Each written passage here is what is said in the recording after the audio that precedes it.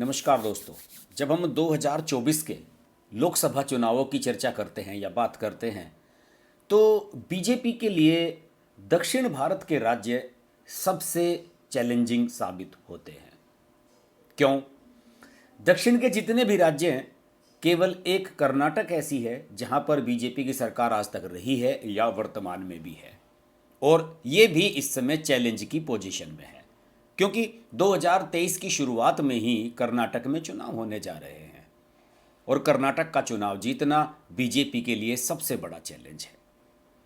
यहाँ के जितने भी राज्य हैं, यहाँ पर बीजेपी कुछ एलाइज के साथ है दक्षिण भारत में, कुछ ऐसे एलाइज जिनका चार्म कम हो रहा है, जैसे तमिलनाडु में AIADMK, जिसका इन फाइटिंग की वजह से, आपस के झगड़े की वजह से जिसका चार्म कम हुआ है। कभी TDP इनकी पार्टनर हुआ करती थी, वो भी गर्त में जा रही है। तो बीजेपी के सामने सबसे बड़ा चैलेंज यही है कि इन राज्यों में लोकसभा जीतने के साथ साथ विधानसभाओं में भी अपनी स्थिति मजबूत रखी जाए। पिछले साल 2021 में तमिलनाडु में चुनाव हुए थे और उसमें बीजेपी के कुछ विधायक जीते जरूर, लेकिन जो उनके गठबंधन के एलाइज थे, जयललिता वाली पार्टी AIADMK, उन्हें बुरी हार का सामना करना पड़ा और DMK और कांग्रेस की वहाँ सरकार बन गई। तमिलनाडु बहुत बड़ा चैलेंज है बीजेपी के लिए।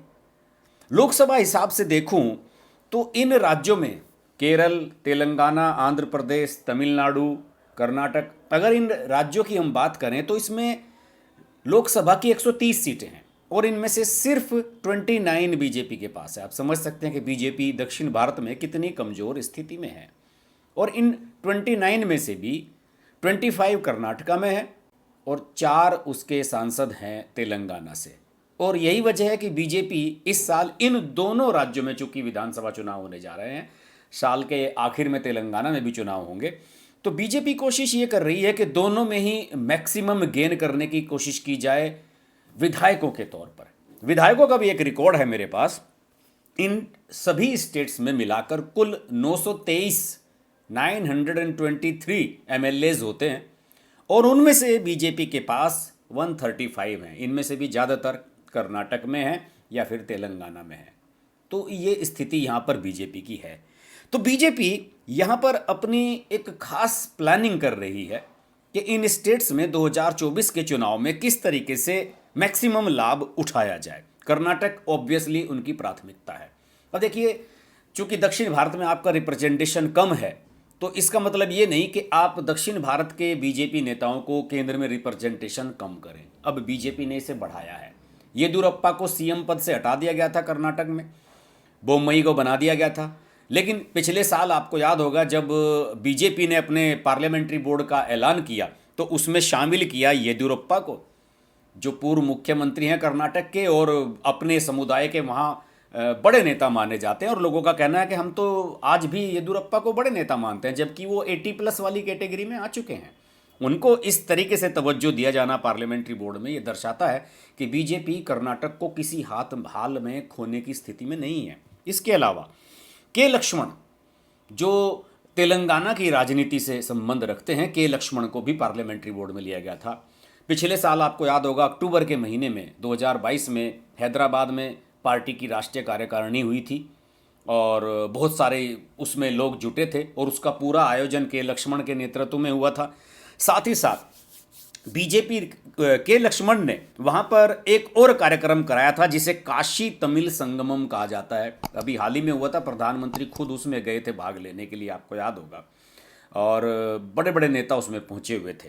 तो ये कार्यक्रम कराए जा रहे हैं, तो के लक्ष्मण को भी पार्लियामेंट्री बोर्ड में लिया गया है कि इन दोनों स्टेट्स पर हमारी 2023 में नज़र रहनी है। वैसे दक्षिण के हिसाब से अगर देखा जाए तो तमिलनाडु से जाने माने संगीतकार इलैयाराजा, जिन्होंने सदमा जैसी फिल्म में म्यूजिक दिया था और नंबर 1 RD बर्मन माने जाते हैं, वो दक्षिण भारत के इलैयाराजा को राज्यसभा में चुनवाया है बीजेपी ने। PT उषा, जो केरल से बिलोंग करती हैं, उनको राज्यसभा में चुनवाया है। PT उषा तो अभी ओलंपिक एसोसिएशन की अध्यक्ष भी बनी है।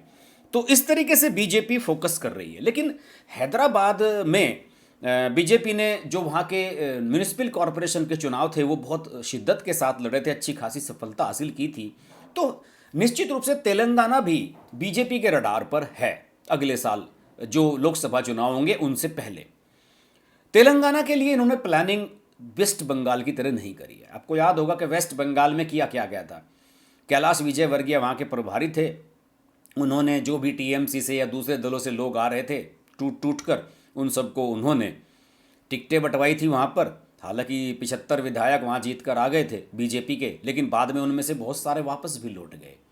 और स्थिति ये हुई कि जो पुराने नेता थे, कैडर बेस्ड नेता थे, आपके कार्यकर्ता जो मेहनत कर रहे थे ग्राउंड लेवल पर, उन्हें ऐसा लगा कि यार इन लोगों के जो दल बदलू हैं, इन लोगों को हमारे से ज़्यादा वैल्यू दी जा रही है। बीजेपी ने प्लान ये बनाया है कि तेलंगाना में हम ऐसा नहीं करेंगे, अपने कैडर बेस्ड लोगों को फोकस किया जाएगा और हम कोशिश ये करेंगे कि जो केसीआर के खिलाफ, यानी कि टीआरएस जो वहाँ की पार्टी, अब तो बीआरएस भी उसका नाम हो गया है, तो उसके खिलाफ हम जो एंटी इनकम्बेंसी है उसका मैक्सिमम लाभ उठाने की कोशिश करें। क्योंकि जब से तेलंगाना बना है केसीआर ही वहाँ के सीएम है, तो एक एंटी इनकम्बेंसी जो लोगों के मन में बन रही है उसे भी कैश कराने की वहाँ पर कोशिश की जाएगी। और बीजेपी अब देखिए, वैसे तो टीआरएस ये कह रही है कि हमने जो बीआरएस बनाई है अपनी पार्टी, हम राष्ट्रीय स्तर पर बीजेपी का विकल्प बनना चाहते हैं, लेकिन स्थिति इस समय तेलंगाना में यही है कि वो पहले अपना राज्य तो बचा लें, क्योंकि आप सब जानते हैं कि वहाँ पे कांग्रेस शून्य है, टीडीपी का कोई वजूद वहाँ पर है नहीं। तो ऐसी स्थिति में अगर बीजेपी के साथ आमने सामने की फाइट में टीआरएस आती है तो उसके लिए मुश्किलें होने जा रही हैं। तमिलनाडु के लिए तो लंबा प्लान है बीजेपी का। आईपीएस से नौकरी छोड़कर आए अन्नामलई को वहाँ का अध्यक्ष बनाया गया है और उन्हें कहा गया है कि आप तैयारी करते रहिए। अन्नामलई ने अभी हाल ही में दावा किया है कि जो लोकसभा चुनाव आएंगे 2024 के, उसमें बीजेपी को कम से कम 20% वोट शेयर मिलेगा तमिलनाडु में। और एआईएडीएमके की इन फाइटिंग चली रही है, आपको पता ही है, पलानी स्वामी और पन्नीर सेल्वम के बीच में लगातार झगड़ा चल ही रहा है। लेकिन यहाँ पर एक पॉजिटिव बात थोड़ी सी ये है कि अन्नामलई जो है वो गोंडर समुदाय से हैं और एआईएडीएम के जो महासचिव हैं पलानी स्वामी, वो भी इसी समुदाय से हैं। तो हो सकता है कि बीजेपी को लग रहा हो कि हमें इस कॉम्बिनेशन का भी लाभ वहाँ पर मिल सकता है। कर्नाटक में अगर मैं बात करूँ, बड़ा चैलेंज है। कर्नाटक में बोम्मई जब से चीफ मिनिस्टर बने हैं उनके खिलाफ बड़े कैंपेन चले हैं। कांग्रेस ने पे सीएम, एक के रिश्वत लेकर काम करने वाला सीएम, ऐसा अभियान चलाया, पोस्टर चिपकवा दिए गए पे सीएम के सब जगह, और ये दिखाने की कोशिश की कांग्रेस ने कि बीजेपी की जो वर्तमान सरकार है वो भ्रष्टाचारी है। वैसे कर्नाटक की एक आम टेंडेंसी रही है, वहाँ जो भी सीएम बनता है उस पर भ्रष्टाचार के आरोप लगते हैं, चाहे वो सिद्धरमैया रहे हों, चाहे वो येदुरप्पा रहे हों, या फिर अब बोम्मई। सब पे ये कहा जाता है कि सब लोग मलाई खा रहे हैं और अपने परिवार के लिए पैसा कमा रहे हैं। ये आरोप सब पर लगते हैं। ये कॉमन टेंडेंसी है वहाँ की कि जो भी सरकार बनती है उसको भ्रष्ट सरकार कहा जाता है। लेकिन बीजेपी को भरोसा है लिंगायत वोटों पर। येदुरप्पा को वैल्यू दी गई है, वोक्कलिंगा वोट है जो वहाँ पर उन पर, और इसके अलावा ओबीसी और दलित वोटों पर भी बीजेपी को भरोसा है कि जो वेलफेयर स्कीम मोदी सरकार ने चलाई है उनका फ़ायदा उन्हें निश्चित रूप से मिलेगा। इसके अलावा 18% जो क्रिश्चियंस हैं उन पर भी बीजेपी बैंक कर रही है कि साउथ में हम 18% क्रिश्चियंस को भी अपनी तरफ जोड़ सकते हैं। जो केरल है उसमें तो बेसिकली बीजेपी के ईसाइयों को अपनी तरफ जोड़कर चल रही है, क्योंकि कांग्रेस और वाम दल सारे जो है मुस्लिमों की तरफ जाते हैं वहाँ पर। तो ये बीजेपी की खास वहाँ पर प्लान है। अलबत्ता आंध्र प्रदेश को लेकर अभी बीजेपी की रणनीति स्पष्ट नहीं है। जगन मोहन रेड्डी वाईएसआरसीपी के जो सीएम हैं वहाँ पर, वो लगातार नरेंद्र मोदी से मिलते रहते हैं और समय आने पर राज्यसभा में उनकी पार्टी एनडीए के साथ खड़ी भी नजर आती है। लेकिन अजीबोगरीब स्थिति ये है कि बीजेपी की प्रतिद्वंदी भी वहाँ पर वाईएसआरसीपी ही है। टीडीपी, चंद्रबाबू नायडू अपनी पार्टी को रिवाइव करने की कोशिश कर रहे हैं आंध्र प्रदेश में। उन्होंने कसम खाई कि जब तक मैं सीएम नहीं बन जाऊंगा मैं विधानसभा में पैर नहीं रखूंगा। लेकिन उनकी स्थिति इतनी खराब हो रही है, पिछले दिनों 2 उनके कार्यक्रम हुए और दोनों में भगदड़ मची और दर्जनों लोग उसमें मारे गए। चंद्रबाबू नायडू क्राइसिस में हैं, अपने बेटे को स्थापित करना चाहते हैं राजनीति में। उनकी स्थिति कमज़ोर हो रही है, वो चाहते हैं कि एक बार फिर बीजेपी हमें साथ ले ले। लेकिन बीजेपी ने मूड बनाया है कि जो सुपरस्टार पवन कल्याण है, उनकी पार्टी है जो जनसेना पार्टी, हम उसके साथ जाएंगे। तो ऐसे में चंद्रबाबू नायडू भी ठन गोपाल नजर आ रहे हैं। तो आंध्र प्रदेश में तो आने वाले समय में स्थिति कुछ ऐसी बनती नजर आ रही है कि कांग्रेस लगभग खत्म है, टीडीपी लगभग खत्म है। तो ऐसे में कहीं ऐसा ना हो कि वाईएसआरसीपी और बीजेपी आमने सामने आ जाएं। तो उस समय जो जगन मोहन रेड्डी और नरेंद्र मोदी के जो रिश्ते हैं वो फिर कहाँ जाएंगे, ये भी एक बहुत बड़ा सवाल है। आने वाले समय में दक्षिण भारत की राजनीति बीजेपी के लिए बहुत चैलेंजिंग रहने जा रही है। अगर कर्नाटक बीजेपी नहीं जीत पाती है इस साल 2023 के चुनाव में, तो फिर उसके लिए समझ लीजिए कि दक्षिण भारत का दरवाज़ा बंद हो गया है, और किसी राज्य में तो वो सरकार बनाने की स्थिति में ही नहीं है। और कर्नाटक में 25 सांसद हैं उनके, फिर 2024 में 25 सांसद बनवाने का ख्वाब आपका कैसे पूरा होगा? ये एक बहुत बड़ा चैलेंज है।